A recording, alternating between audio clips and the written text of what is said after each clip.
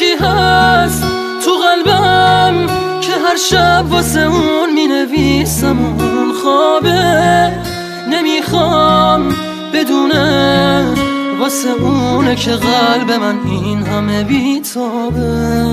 یه کاغذ یه خودکار دوباره شده همدم این دل دیوونه، یه نامه که خیسه پر از عشقه با کسی بازم اونو نمیخونه. یه روز همینجا توی اتاقم یه دفعه گفت داره میره، چیزی نگفتم آخه نخواستم دلشو قصه بگیره. گریه میکردم درو که میبست، میدونستم که میمیرم. اون عزیزم بود نمیتونستم جلوی راشو بگیرم. میترسم یه روزی برسه که اونو نبینم، بمیرم تنها. خدایا کمک کن، نمیخوام بدونه دارم جون میکنم اینجا. سکوت اتاقا داره میشکنه تیک تاک ساعت رو دیوار. دوباره نمیخواد بشه باور من که دیگه نمیاد انگار.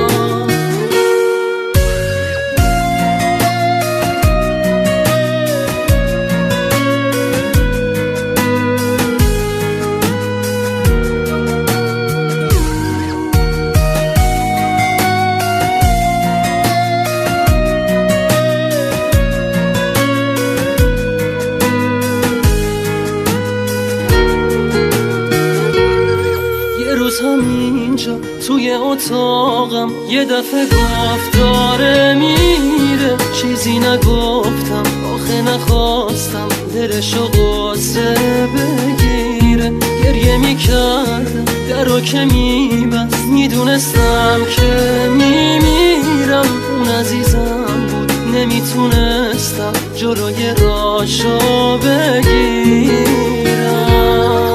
یکی هست تو قلبم که هر شب واسه اون می نویسم اون خوابه، نمیخوام بدونه واسه اونه که قلب من این همه بیتابه. یه کاغذ یه خودکار دوباره شده همدم این دل دیوونه، یه نامه که خیسه پر از عشقه با کسی بازم اونو نمیخونه.